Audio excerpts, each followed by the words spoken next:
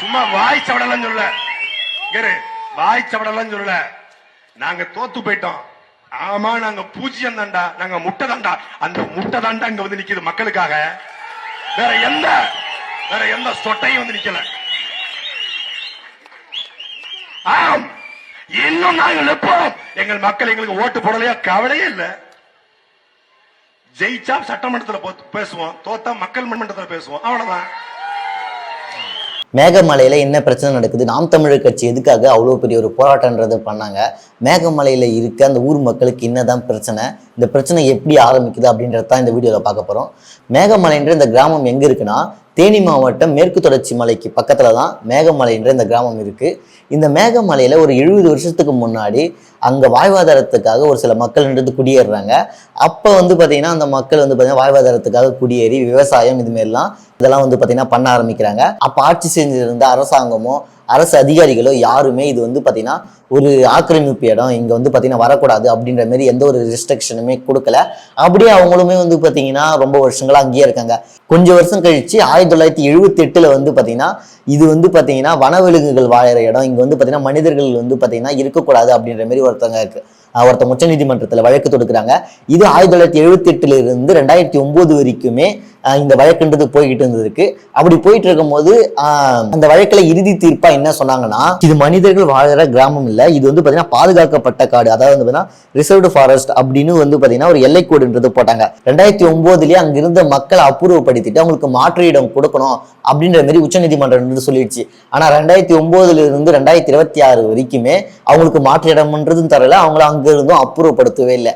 அப்படி இருக்கிறப்ப 2021 அந்த மேகமலைன்ற அந்த பகுதியை புலிகள் காப்பகமா மாத்திட்டாங்க. அப்படி இருக்கிறப்ப அங்க இருந்த மக்களை அப்பயாவது அங்க இருந்து அப்புறப்படுத்திருக்கணும், அப்புறப்படுத்தி மாற்று இடம்ன்றது கொடுத்துருக்கணும். ஆனா அப்ப ஆட்சியில் இருந்த திமுக அரசுமே இதை வந்து பாத்தீங்கன்னா சரியா மேற்கொள்ளல. அதனால மக்கள் வந்து பாத்தீங்கன்னா அப்படியே அங்கேயே இருக்காங்க. இதுக்கப்புறமா 2025 வேற ஒரு காட்டு பகுதியோட வழக்கை உச்சநீதிமன்றம் விசாரிக்குது.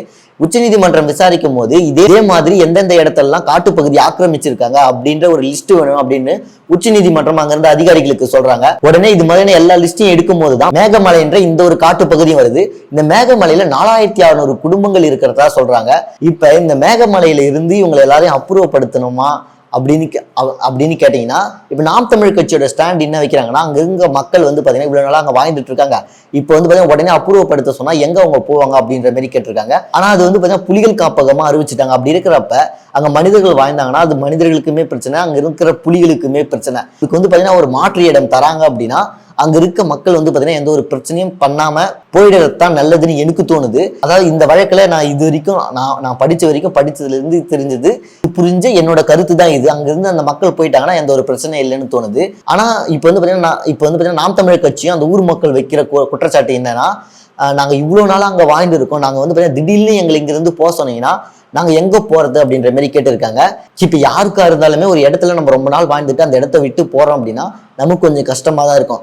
ஆனா இப்ப அங்க அந்த சுச்சுவேஷன்ன்றதை நம்ம எல்லாருமே புரிஞ்சுக்கணும். அது மாதிரி ஒரு சுச்சுவேஷன் இருக்கும்போது நமக்கு மாற்று இடம் தராங்க, நம்ம இங்கிருந்து நகர்ந்தா இதை விட ஒரு நல்ல விஷயம் நம்மளால நடக்குது அப்படின்னா இங்க இருக்க பிரச்சனைகள்லாம் என்னன்றத அந்த ஊர் மக்களுக்கு அங்க சொல்லி புரிய வைக்கணும். அதை நாம் தமிழ் கட்சி செஞ்சிருக்கணும். ஆனா நாம் தமிழ் கட்சி ஆடு மாடுகளுக்கு மாநாடு நடத்துறாங்க, எல்லாமே பண்றாங்க.